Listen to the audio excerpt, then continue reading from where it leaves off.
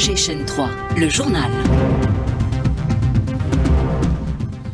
Réunion annuelle de la Banque islamique de développement, le Premier ministre souligne l'importance de mobiliser la ressource pour renforcer la résilience, la coopération sud-sud également à l'ordre du jour. Coopération avec la Mauritanie, la foire de la production algérienne s'ouvre demain à Nouakchott. 200 participants sont attendus, y compris des start-up. L'usine de dessalement d'eau de mer de Tiraramt mise en service dans environ un mois. Le PDG de Sonatrach a apporté des explications sur les raisons du retard. Le Maroc effectue des manœuvres militaires avec des escadrons israéliens alors qu'en Europe des voix s'élèvent pour sanctionner l'entité sioniste. Importation de têtes d'ovins en prévision de l'Eid al-Adha, une opération qui impacte le prix du mouton local. Nous irons à Mostaganem. Séisme de Boumerdès, il y a 22 ans depuis le règlement parasismique a été révisé et renforcé.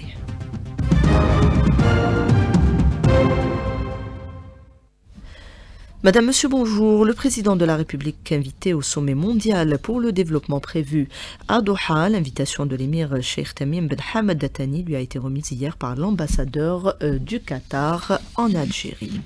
Chargé par le président de la République, le chef de la diplomatie algérienne est à Bruxelles. Ahmed Attaf participe aujourd'hui à la 3e réunion ministérielle Union africaine-Union européenne. Les participants plancheront notamment sur l'évaluation des engagements du sommet 2022 et les moyens de renforcer une coopération stratégique en matière de paix, de sécurité et de développement durable.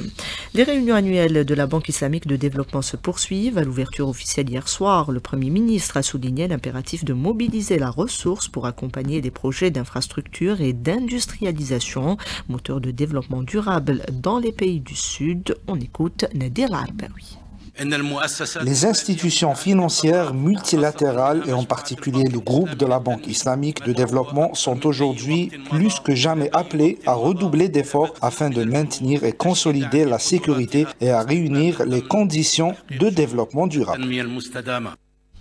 Il a été question également de développer la coopération sud-sud. Plus de détails avec Elim Bokato. La coopération sud-sud repose sur une logique de solidarité, d'équité et d'avantages partagés. Elle encourage les pays en voie de développement à s'inspirer mutuellement de leur réussite en favorisant l'échange d'expertise, le transfert de connaissances et le financement des projets structurants. Habib Khan, ancien diplomate sénégal. Diversifier les expériences des pays et consolider les relations sud-sud entre les pays. Bénéficier également des expériences de ces pays comme l'Algérie, le développement, ça englobe tout. Donc la diversification de nos besoins nous pousse également à encourager ce genre de rencontres. Parmi les pays qui ont bénéficié d'un soutien financier dans le cadre de la coopération sud-sud, la Mauritanie, un projet est en cours de réalisation pour le renforcement des infrastructures sanitaires. Aminatou Sghir Mokhtar, représentante du ministère de la Santé Mauritanie. Nous avons des accords avec la Banque islamique de développement pour intervenir dans les projets de soutien au secteur de la santé. Ce projet est en cours de réalisation depuis 4 ans. L'aide s'élève à $400 000. Il s'agit de soutenir les pays membres de la banque dans leurs efforts pour développer leurs économies, améliorer leurs infrastructures, promouvoir les secteurs stratégiques tels que l'énergie, l'agriculture, l'éducation et la santé. L'approche de l'institution financière est fondée sur le partenariat et le soutien technique au-delà du simple financement. Et plusieurs accords ont été signés ce matin, des conventions entre les ministres des pays membres et la Banque islamique de développement pour la réalisation de projets. La BID qui participera avec $1 milliard aux différents projets. Événements économiques demain à Nouakchott, l'ouverture de la foire de la production algérienne, plus de 200 participants attendus avec pour nouveauté, entre autres, la présence de start-upers. Entre les deux pays, les échanges stagnent, mais l'Algérie envisage de signer un accord préférentiel. Il est finalisé et soumis à la partie mauritanienne. Samir Daraji, directeur général au ministère du Commerce extérieur, répond à Nariman Mendil.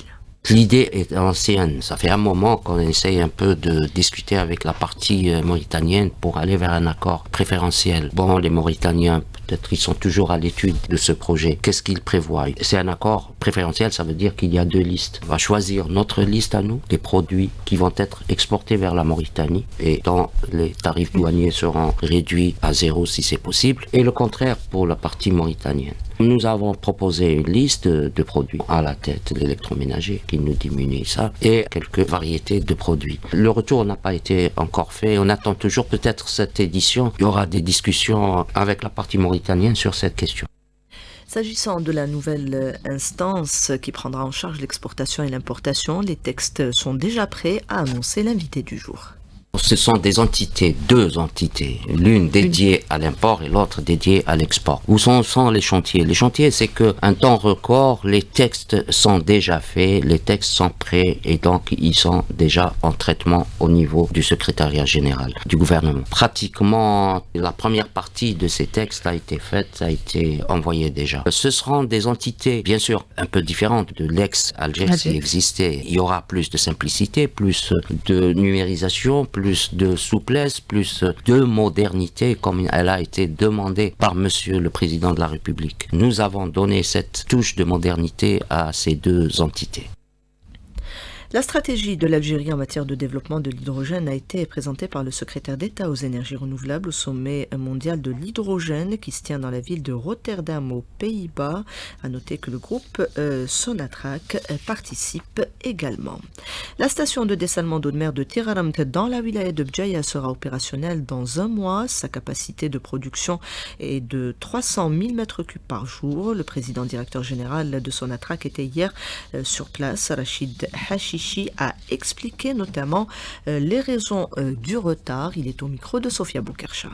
L'unité de traitement elle est terminée, tout est prêt, l'installation de traitement, la salle de contrôle, le laboratoire, ainsi de suite. Actuellement, la station, elle attend juste de finaliser les travaux offshore pour la remise en service. Et nous estimons que nous pourrons mettre en service la station d'ici le 15-20 juin. Et on va fournir aux habitants l'eau dessalée, potable. On était prêt il y a 1 mois et demi, mais malheureusement, le 30-31 mars, la région elle a vécu des intempéries exceptionnelles, avec des vents très puissants et les vagues qui ont atteint plus de 6 à 7 mètres de hauteur, qui ont ramené avec l'eau des tonnes de pierre. Et ça nous a détruit la partie réalisée en offshore. Donc nous avons repris les travaux pratiquement à 0.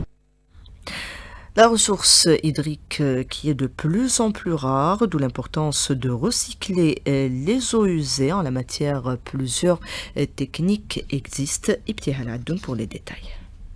Dans un contexte de déficit hydrique croissant, le secteur du bâtiment adopte progressivement le recyclage des eaux usées. Cette technique permet de réutiliser les eaux grises.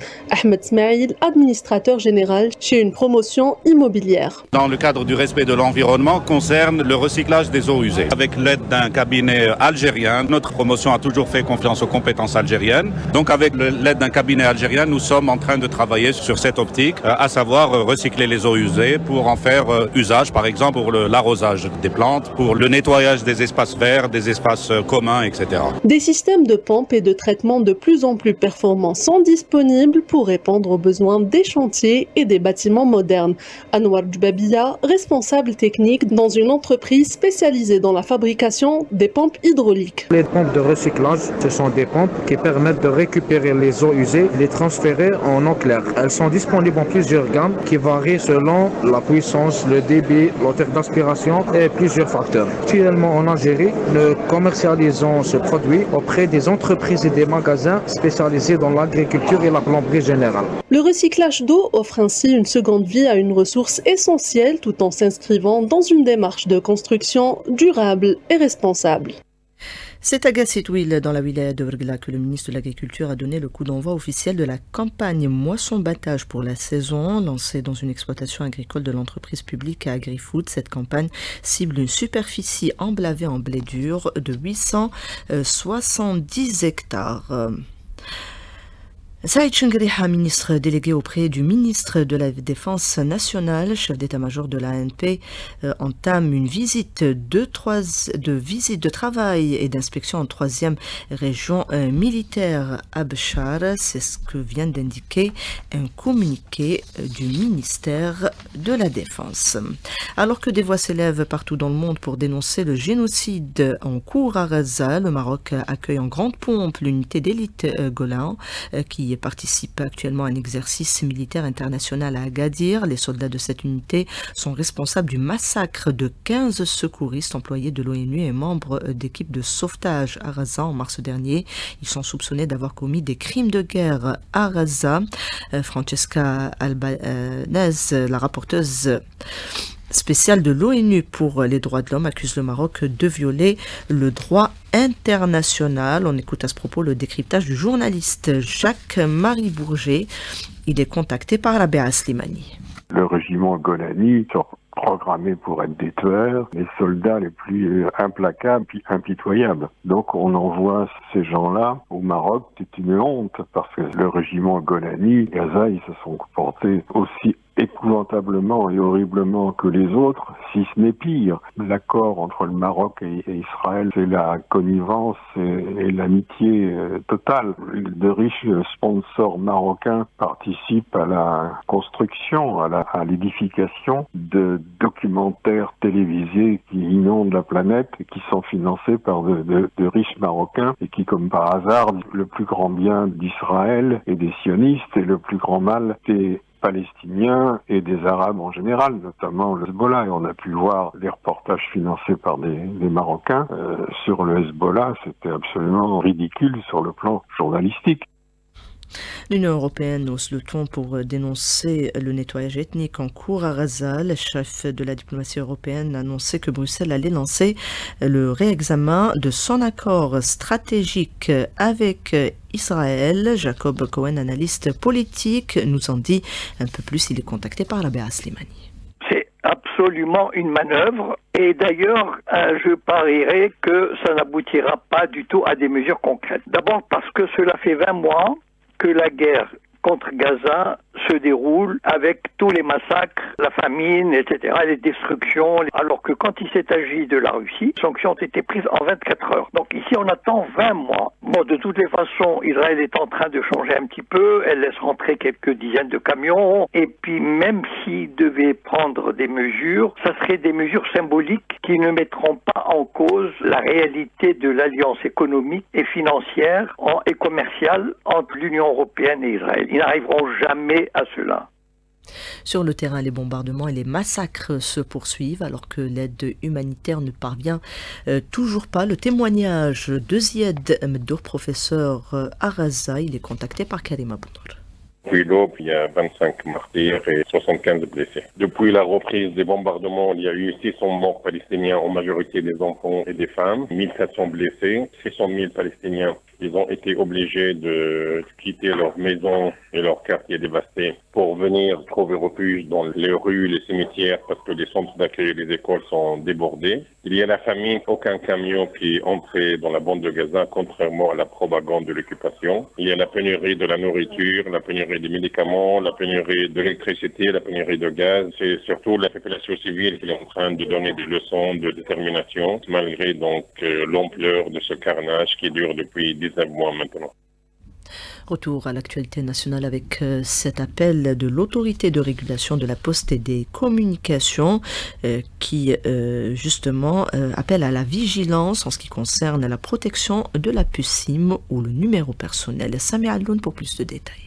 Ne permettez à personne d'utiliser votre puce SIM ou votre numéro personnel afin d'éviter des conséquences qui pourraient être graves. Un message SMS qui vise à attirer l'attention sur des phénomènes en rapport avec l'usurpation d'identité, le clonage, vol ou détournement de données personnelles, voire l'utilisation de plateformes numériques et autres services en ligne à l'insu de l'utilisateur. Mohamed Lehdi Hannachi, président de l'autorité de régulation de la poste et des communications électroniques. L'autorité de régulation veille au respect par les opérateurs de la téléphonie mobiles des obligations de leur cahier des charges, notamment celles liées à l'identification des abonnés, compte tenu de son importance et son impact sur la sécurité du pays. Donc à cet effet, plusieurs actions ont été entreprises par l'autorité de régulation dans le cadre de l'amélioration du processus de l'identification des abonnés. L'autorité a également signifié aux opérateurs l'interdiction de l'activation des cartes SIM en dehors des solutions de digitalisation. Également, elle a demandé à ces opérateurs d'intensifier les campagnes de sensibilisation en direction de leurs partenaires de vente, notamment le réseau indirect, sur l'importance du respect des dispositions législatives et réglementaires régissant l'identification des abonnés. Des utilisations malveillantes qui peuvent avoir des conséquences désastreuses pour l'identité numérique des utilisateurs les moins vigilants, d'où l'impératif de protéger la moindre information confidentielle ou sensible. Le numéro de téléphone, la carte SIM peuvent devenir des portes d'entrée vers toute la vie numérique de la victime. La suite du journal dans quelques instants. Je le disais tout à l'heure, le général d'armée Saïd Chenkareha, ministre délégué auprès du ministre de la Défense, chef d'état-major de l'ANP, effectue une visite de travail et d'inspection en 3e région militaire à Béchar. Le général d'armée a notamment souligné l'importance d'effectuer des exercices tactiques pour forger des compétences, mais également pour la préparation au combat. Nous aurons à y revenir. Rapprochement des services postaux des citoyens, des projets sont initiés, notamment à El Bouaghi. Plus de détails avec Nasser Benissam.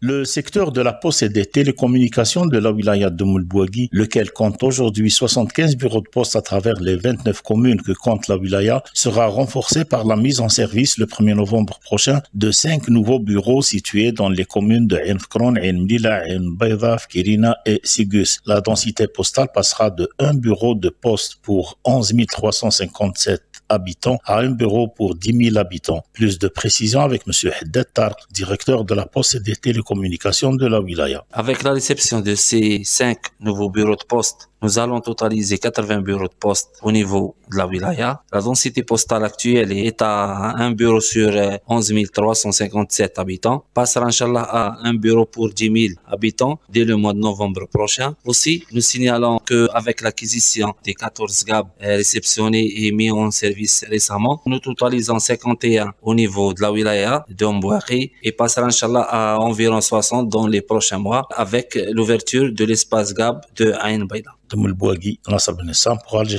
3. En prévision de l'Aïd al-Adha, une opération d'importation d'1 million de têtes d'ovins est en cours. Cette décision a déjà eu un impact sur le prix du mouton local. Escale Mostaganem avec Yamina Hamdoud.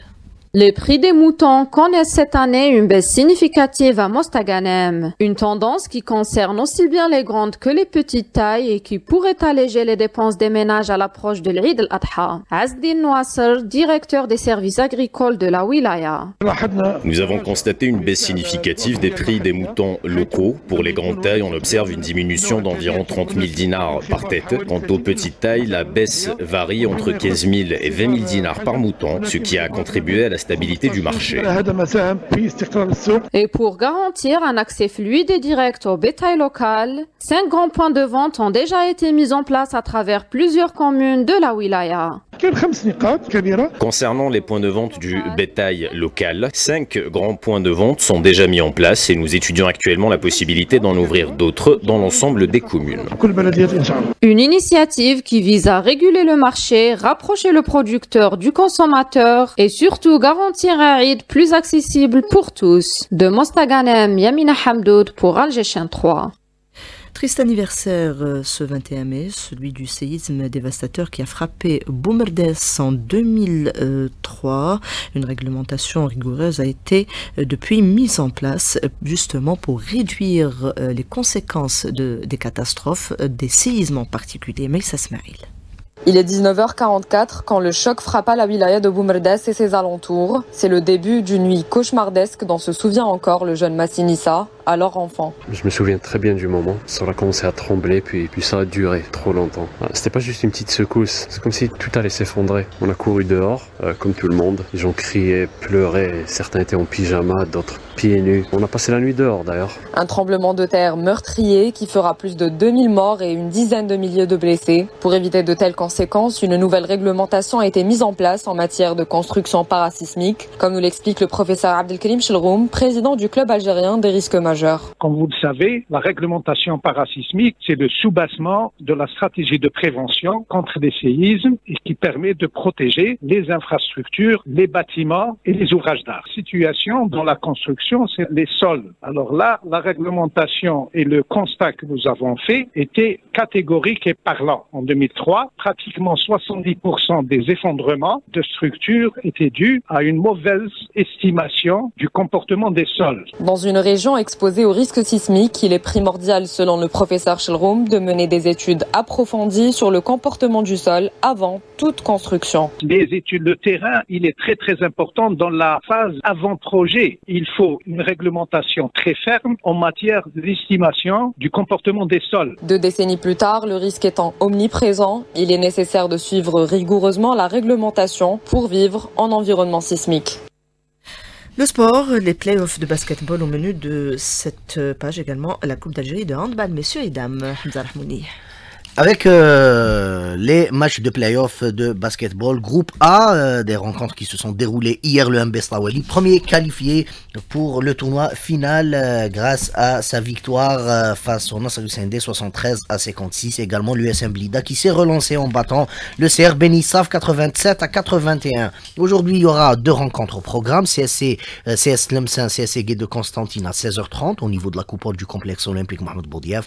Et à 19h, le choc entre le Wydad olympique de Boufarik et le Mouloudia d'Alger. Pour ce qui est du handball avec la Coupe d'Algérie et la qualification, premier club qualifié en demi-finale de l'épreuve populaire chez les messieurs, le CR Bokj Barlanich qui a battu hier la JS Saoura 30-26. Chez les dames, la formation du TS Sétif s'est qualifiée en quart de finale également de la Coupe d'Algérie en battant le HC Mila 33-26. Merci Hamza. Selma Feguir et Douane Siassi étaient à la réalisation du 12-13. Il y avait Imad à la console technique, Yassine au streaming et Houssine à la régie et d'antenne. Tout de suite la météo avec Karim Abdou.